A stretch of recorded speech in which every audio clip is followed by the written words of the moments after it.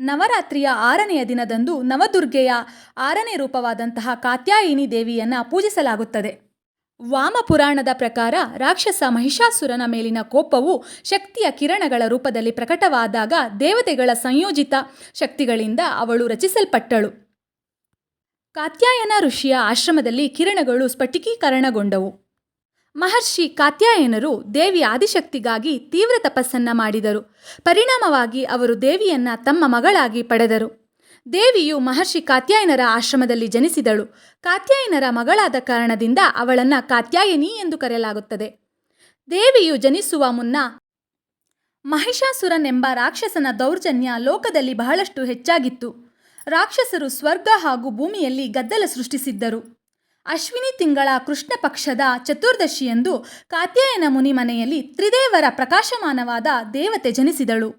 ಇದರ ನಂತರ ಕಾತ್ಯಾಯನ ಋಷಿ ತಾಯಿಯನ್ನು 3 ದಿನಗಳ ಕಾಲ ಪೂಜಿಸಿದರು. ಇದರ ಪರಿಣಾಮವಾಗಿ ದಶಮಿಯ ದಿನದಂದು ಮಹಿಷಾಸುರನನ್ನು ತಾಯಿಯು ಕೊಲ್ಲುತ್ತಾಳೆ. ರಾಕ್ಷಸರು ಬೆಂಕಿ ಮತ್ತು ಗಾಳಿಯ ಶಕ್ತಿಯನ್ನೂ ಕೂಡ ವಶಪಡಿಸಿಕೊಂಡಿದ್ದರು.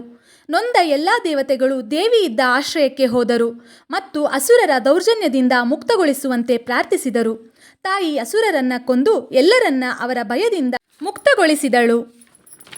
ಕಾತ್ಯಾಯಿನಿಯು ಗುರುಗ್ರಹವನ್ನು ಆಳುತ್ತಾಳೆ.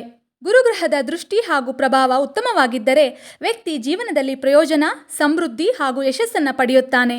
ಕಾತ್ಯಾಯಿನಿ ದೇವಿಯನ್ನು ಪೂಜಿಸುವುದರಿಂದ ಭಕ್ತರು ಗುರುಗ್ರಹದಿಂದ ಪಡೆಯಬಹುದಾದ ಎಲ್ಲ ಪ್ರಯೋಜನವನ್ನು ಪಡೆದುಕೊಳ್ಳಬಹುದು. ಕಾತ್ಯಾಯಿನಿ ದೇವಿಯು ಎಲ್ಲರಿಗೂ ಶುಭವನ್ನುಂಟು ಮಾಡಲಿ. ಯಾ ದೇವಿ ಸರ್ವಭೂತೇಷು ಶಕ್ತಿರೂಪೇಣ ಸಂಸ್ಥಿತಾ ನಮಸ್ತಸ್ಯೆ ನಮಸ್ತಸ್ಯೆ ನಮಸ್ತಸ್ಯೆ ನಮೋ ನಮಃ.